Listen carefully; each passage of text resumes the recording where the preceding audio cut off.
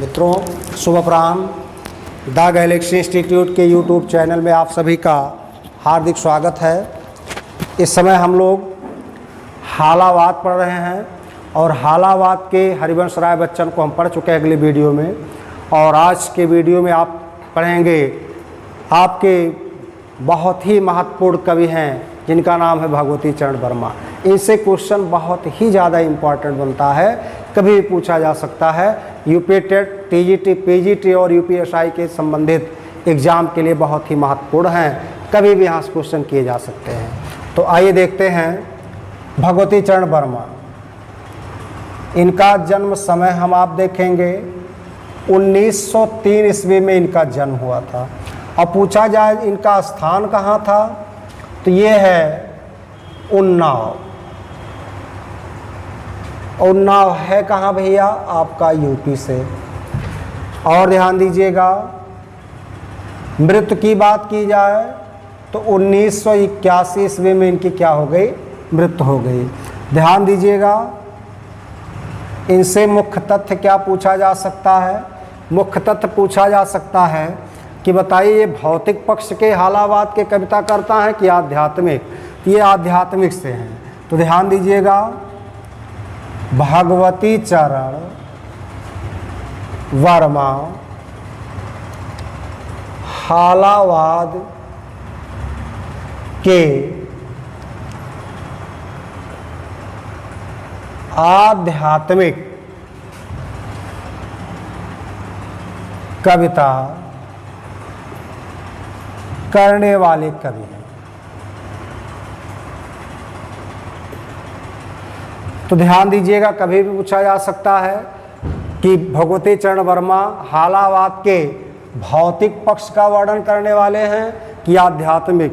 आध्यात्मिक पक्ष वह होता है जो आध्यात्म से जुड़ा होता है, जिसको कोई देखा ना हो ऐसा ज्ञान। तो ध्यान दीजिएगा, आध्यात्मिक कविता करने वाले कौन हैं? भगवती चरण वर्मा। अगर ये भौतिक कविता पूछा होता तो भौतिक कविता के पक्ष के धरोहर हैं आपके हरिवंश राय बच्चन। हरिवंश राय बच्चन, भौतिक का मतलब होता है जो सांसारिक जीवन से जुड़ा हो, तो सांसारिक जीवन से जुड़ा होने वाला भौतिक पक्ष होता है, और जो आपके सामने दिखाई न दे ऐसे स्वरूप को हम आध्यात्मिक कहते हैं। तो आध्यात्मिक पक्ष का वर्णन करने वाले कौन हैं? भगवती चरण वर्मा है। ये पॉइंट आपसे क्वेश्चन कभी पूछा जा सकता है। अब ध्यान दीजिएगा, कभी क्वेश्चन किया जा सकता है इनका जन्म क्या है? 1903, स्थान उन्नाव यूपी में, और उत्तर प्रदेश में जन्म हुआ। मृत्यु समय पूछे तो 1981 ईस्वी। आइए चलते हैं इनके कुछ रचना को लेकर के। रचना इनकी बहुत ही महत्वपूर्ण है, जहाँ से क्वेश्चन कभी भी किया जा सकता है। तो आइए चर्चा पर चर्चा की जाए इनके प्रमुख रचना से लेकर के। पहले हम देखते हैं इनके प्रमुख काव्य संग्रह। तो आइए प्रमुख काव्य संग्रह को देखा जाए। भगवती चरण वर्मा प्रमुख काव्य संग्रह। चलिए, जो मुख्यतः काव्य संग्रह से क्वेश्चन दिया जाता है, 4 काव्य संग्रह है, चारों के नाम पहले लिख देते हैं, और क्रम केवल आपके यूपी, टीजीटी, पीजीटी व नेट के एग्जाम में ही क्रम पूछा जाएगा और कहीं नहीं। चलिए देखते हैं। माधोकर्ण 1932 ईस्वी में लिखा गया। प्रेम संगीत 1937 ईस्वी में लिखा गया। मानव 1940 ईस्वी में लिखा गया। और रंगों से मोह, रंगों से मोह ये लिखा गया 1962 ईस्वी में। यही मुख्यतः इनके वास्तव में काव्य संग्रह हैं। इनमें से सबसे ज़्यादा पूछा जाता है मधुकर्ण से, या तो पूछा जाता मानव से, यहीं से क्वेश्चन सबसे ज़्यादा आते हैं। तो ध्यान दीजिएगा, इस समय अगर पूछा जाए क्या वर्णित है, तो ध्यान दीजिएगा, इस काव्य संग्रह में नूरजहां की कब्र पर यह एक शीर्षक कविता है मित्रों। नूरजहां की कब्र पर व तारे जैसी शीर्षक कविताओं का वर्णन है। तो इस काव्य संग्रह में नूरजहां की कब्र और तारे जैसे शीर्षक कविताओं का वर्णन है। ज़्यादातर यही मधुकर ही पूछा जाएगा, शीर्षक कविता बहुत कम पूछी जाती है, लेकिन थोड़ी बहुत जानकारी आपको होनी चाहिए। इसमें क्या है, इसमें नायिका के संयोग वियोग, श्रृंगारिक पक्ष का वर्णन करते हुए प्राकृतिक दृश्यों का वर्णन है। प्राकृतिक दृश्यों का क्या है, वर्णन है। किस तरह से मधुकर हुआ और प्रेम संगीत हुआ। अगले पॉइंट में चलते हैं, मानव। ध्यान दीजिएगा, इसमें सबसे महत्वपूर्ण शीर्षक कविता पूछी जाती है। इसमें भैंसा गाड़ी बहुत महत्वपूर्ण शीर्षक कविता है। भैंसा गाड़ी शीर्षक कविता संकलित है।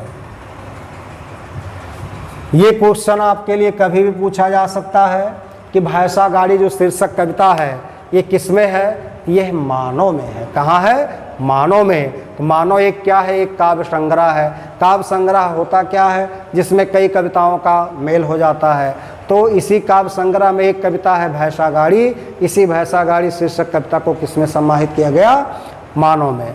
रंगों से मोह, ध्यान दीजिएगा, इसमें स्वतंत्रता दिवस,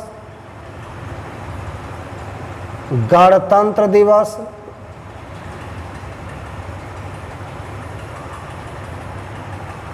भूवंदना,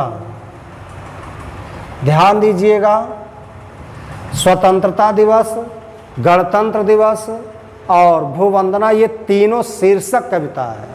ये तीनों क्या हैं, शीर्षक कविता हैं। और ध्यान दीजिएगा, जिसमें देश की रक्षा हेतु वीर जवानों के प्रति जो भी आत्म बलिदान होता है, इन कविताओं में उसका क्या हुआ है, वर्णन हुआ है। और बहुत ही महत्वपूर्ण कविता मानी जाती है। तो ध्यान दीजिएगा, मधुकर, प्रेम संगीत, मानव, रंगों से मोह, ये चार इनके काव्य संग्रह हैं।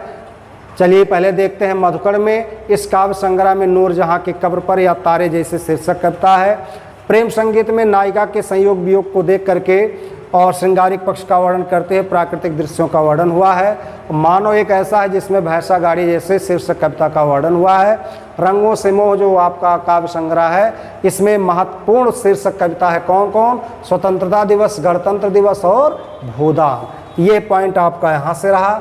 अब आइए चलते हैं इनके कुछ प्रमुख उपन्यासों को लेकर के। तो प्रमुख उपन्यास हम आप इनके समझेंगे और प्रमुख उपन्यास से भी क्वेश्चन किया जाता है। तो इस तरह से कुल मिला के इनके चार हो गए काव्य संग्रह। और उपन्यास से क्वेश्चन आता है, उपन्यास के क्रम भी पूछे जा सकते हैं। तो हम आप इनके थोड़ा क्रम को जरूर याद रखेंगे, क्रम से संबंधित तथ्यों को जरूर वर्णित करेंगे। आइए चर्चा करते हैं क्रम की बात।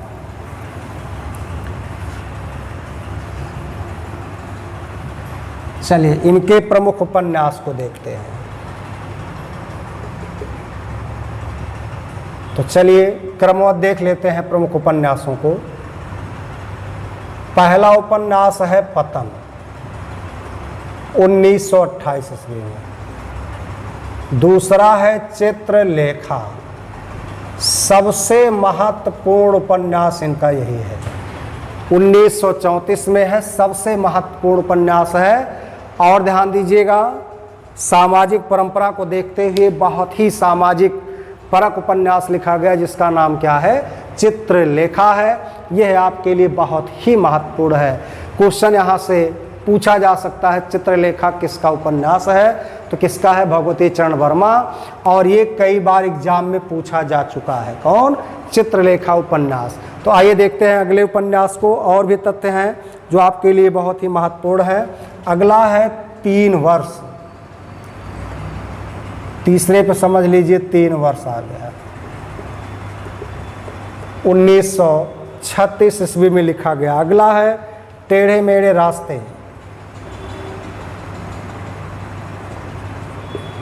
टेढ़े मेढ़े रास्ते 1946। अगला है अपने खिलौने 1958। अगला भूले बिसरे चित्र,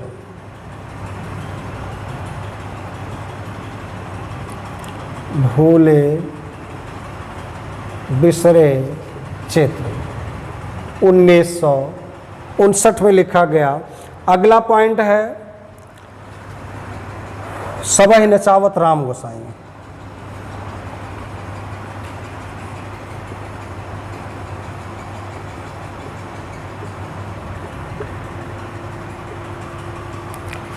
इसकी रचना 1978। ध्यान दीजिएगा, इसमें जो मेन उपन्यास है जहाँ क्वेश्चन आता है चित्रलेखा और सबह नचावत राम गोसाई, टेढ़े मेढ़े रास्ते, यहीं से सबसे ज़्यादा क्वेश्चन आता है। तो इनके प्रमुख उपन्यासों में यही मुख्यतः उपन्यास हैं, जिनमें से आपको 3 उपन्यास एकदम कंफर्म करना है। चित्रलेखा, टेढ़े मेढ़े रास्ते और सबह नचावत राम गोसाई। यही इतने पॉइंट इनके लिए महत्वपूर्ण होंगे। अब आइए चलते हैं, इनके कुछ नाटक हैं, नाटक को भी देख लेते हैं। इनके अंतर्गत और कुछ बातें नहीं पूछी जाएंगी, बस यही पूछे जा सकते हैं इन किसके उपन्यास थे। तो चलते हैं भैया, कुछ नाटक हैं और नाटक से संबंधित बात तो पूछी ही जाती है। तो प्रमुख नाटक में सबसे महत्वपूर्ण नाटक है रुपया तुझे खा गया। बहुत महत्वपूर्ण नाटक है, यही क्वेश्चन सबसे ज़्यादा पूछा जाता है। प्रमुख नाटक तो है तो मुख्यतः 3 नाटक, लेकिन सबसे महत्वपूर्ण है रुपया तुम्हें खा गया। ये 1955 में लिखा गया। रुपया तुम्हें खा गया, इसमें क्या बातें छिपी है इस कहानी, इस नाटक में, इसकी कथा क्या है? वास्तव में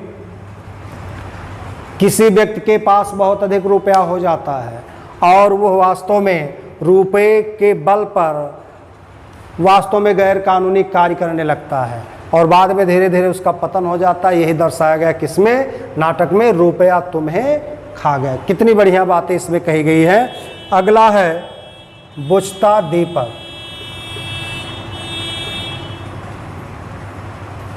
चलिए, बुझता दीपक और वसीयत,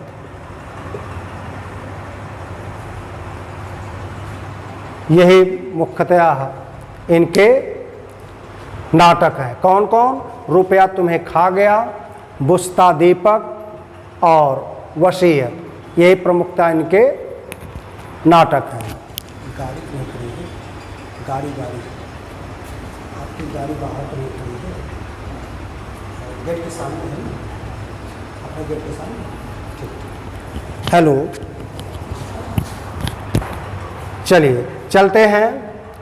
रुपया तुम्हें खा गया, बुझता दीपक, वसीयत, ये इनके प्रमुख नाटक हो गए।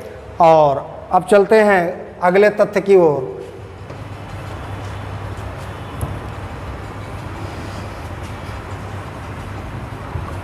प्रमुख कहानी क्या है?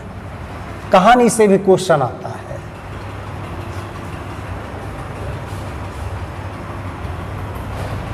चलते हैं प्रमुख कहानी से लेकर के तथ्य को वर्णित करते हुए। प्रमुख कहानी तो मुख्यतः 2 ही हैं जिनसे क्वेश्चन आता है। मोर्चा बंदी और एक कहानी है राख और चिंगारी।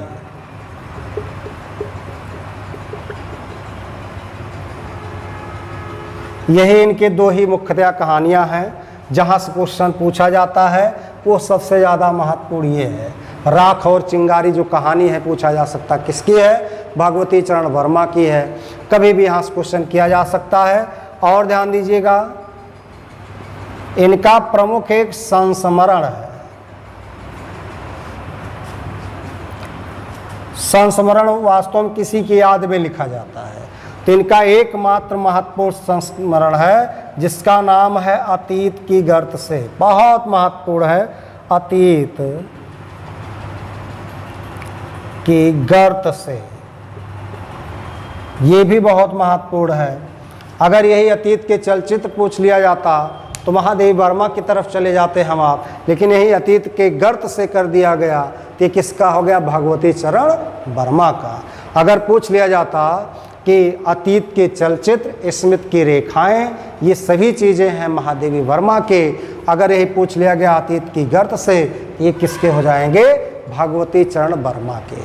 तो भगवती चरण वर्मा से संबंधित प्रमुख कहानी क्या है, प्रमुख नाटक क्या है, प्रमुख उपन्यास क्या है, यह पॉइंट आपने समझ लिया है, पढ़ लिया है। यहाँ से क्वेश्चन बहुत पूछा जाता है।